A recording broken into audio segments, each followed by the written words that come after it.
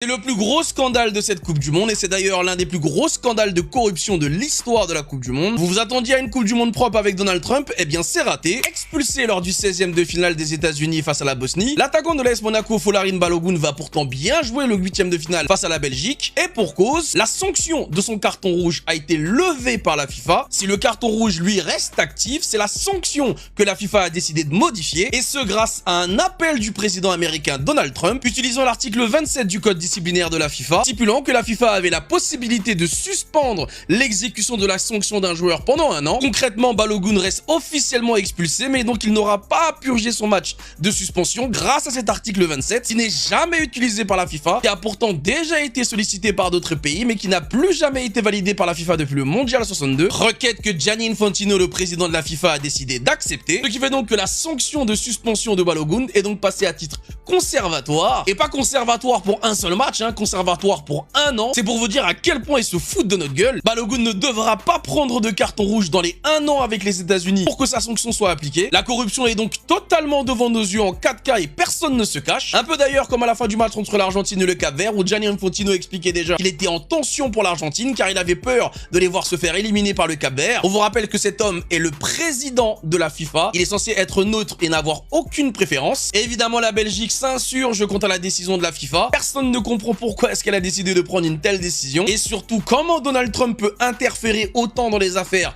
d'une Coupe du Monde. Ça touche des populations et des peuples noirs. Les médias adorent vous narrer les histoires de corruption. Eh ben on espère que ces mêmes médias vont faire pression toute la journée pour empêcher Balogun de jouer avec les États-Unis parce que non seulement s'il joue et qu'en plus il marque et qualifie les États-Unis pour les quarts de finale, on serait certainement sur le plus grand scandale de corruption de l'histoire de ce sport. Faudra plus nous parler des calciopoli ou encore de l'affaire Negreira parce que ça ce sera complètement au-dessus. Si c'est validé, qu'est-ce qui empêchera Donald Trump à l'avenir de récidiver, soit pour une suspension, soit pour une décision même en plein match face aux États-Unis que le président américain n'apprécie pas. Les gars, ça y est, c'est la fin du foot. C'est la fin du foot. C'est quoi ce scandale? La Maison Blanche a appelé la FIFA pour demander d'examiner le carton rouge de Balogun. Comme vous le savez, Balogun, il a pris un rouge face à la Bosnie. Du coup, normalement, il peut pas jouer face à la Belgique. Sauf que Balogun, c'est le meilleur joueur des États-Unis. Donc, Donald Trump, ici présent, a décidé de prendre son téléphone et d'appeler Gianni Infantino. Et il lui a dit clairement, hé mon gars, enlève le carton rouge à Balogun, on a besoin de lui contre la Belgique en 8e de finale. Et la FIFA a accepté. Sa suspension après son carton rouge contre la Bosnie a finalement été levée par la FIFA. Voilà comment ça se passe aujourd'hui le football. Il n'y a plus personne qui se cache. La Coupe du Monde, elle est aux États-Unis, elle est chez Trump, donc il fait ce qu'il veut. S'il a envie que Balogun joue, Balogun jouera. Et comme Donald Trump est poli, il a remercié la FIFA. Merci à la FIFA d'avoir fait ce qui était juste et d'avoir réparé une grande injustice. Donc l'arbitre, il a décidé de mettre un rouge. C'est que pour lui, c'était juste. Trump a décidé de se plaindre et il y a une commission indépendante qui a pris la décision d'annuler le rouge. Donc voilà ce qu'est le foot en 2026, voilà ce qu'est la Coupe du Monde aux États-Unis. Les États-Unis ayant peur d'être éliminés sans son attaquant star, ont fait remonter l'information à la Maison Blanche. La Maison Blanche a appelé la FIFA. Voilà, un petit appel, un petit truc. Et c'est bon, Balogun peut désormais jouer. Il n'a pas eu de rouge, il n'a rien fait. C'est bon, c'est comme ça maintenant. Vive le foot, vive les États-Unis. Après la Coupe du Monde la plus raciste, bienvenue dans la Coupe du Monde de la corruption. La FIFA qui annule le carton rouge de Folarin Balogun, l'attaquant des États-Unis, à la demande de Trump. C'est tout simplement l'un des plus gros braquages de l'histoire d'une Coupe du Monde. Et tout ça dans le plus grand des calmes. Pour rappel des faits, à Folarin Balogun qui prend un carton rouge direct pour un attentat flagrant qui met clairement en danger la santé du joueur adverse. Regarde bien cette faute incroyable. Une faute destructrice, validée, confirmée sous tous les angles par la VAR. Normalement, le mec prend 3 matchs de suspension. Mais là, magie, t'as Trump en fait qui contacte la FIFA se réunit elle en urgence, annule le rouge et le transforme en sursis d'1 an. Résultat, Balogun est officiellement et miraculeusement dispo pour le match contre la Belgique. C'est une honte. Là-dessus, Donald Trump nous sort son plus beau message sur Trouve Social, je cite, « Merci à la FIFA d'avoir réparé une grave injustice. » Injustice ? Le mec a failli briser une jambe en direct, bordel. C'est fou comment le règlement devient souple quand le pays organisateur et surtout ami a besoin de sa plus grande star pour se qualifier. En fait, Gianni Infantino s'est tout simplement couché sur les règles du football, sur l'autel du business, mais surtout sur la géopolitique de comptoir. Devant cette mascarade, on a l'UEFA qui a totalement disjoncté et allumé la FIFA dans un communiqué assez assassin, et je suis plutôt d'accord avec eux. Ils nous disent, je cite, « Le football repose sur des règles, sur des fondements, d'une compétition équitable, honnête et transparente. Si certaines règles peuvent prêter à interprétation, ce n'est absolument pas le cas ici. » Même Jürgen Klopp a sorti sa sulfateuse pour flinguer Infantino et Trump.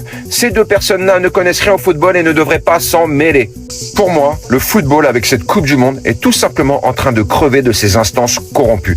On n'est plus dans du sport là, on est dans de la WWE, du cash scénarisé, où le boss de la fédération en fait choisit qui doit gagner pour faire grimper l'audience et surtout faire plaisir au président américain. Donc si les Américains ont tellement besoin de tricher pour espérer gagner contre la Belgique, c'est qu'ils ont déjà perdu leur dignité. Et j'espère qu'ils vont prendre une belle volée par la Belgique.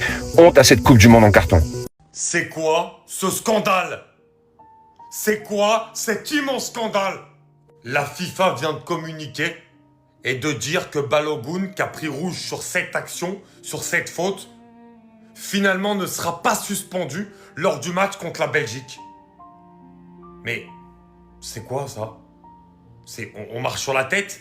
Déjà la FIFA qui est empêtrée dans des scandales de partout, maintenant ils nous font ça. Et les amis, vous savez que je parle pas d'autre chose quand ça concerne pas le foot. Là je suis obligé d'en parler parce que c'est une décision qui va impacter le terrain. Puisque les USA qui devaient être sans Balogun au 8e de finale vont finalement pouvoir compter sur lui alors qu'il a pris un carton rouge au match d'avant. Mais c'est la première fois de ma vie où j'assiste à ça.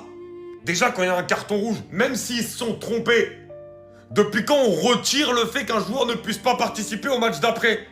Et en plus de ça, la faute. Non mais la faute. C'est limite s'il doit prendre un match en plus.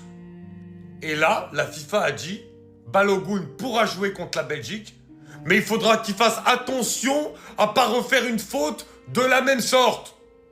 Mais on marche sur la tête ou quoi? On marche sur la tête.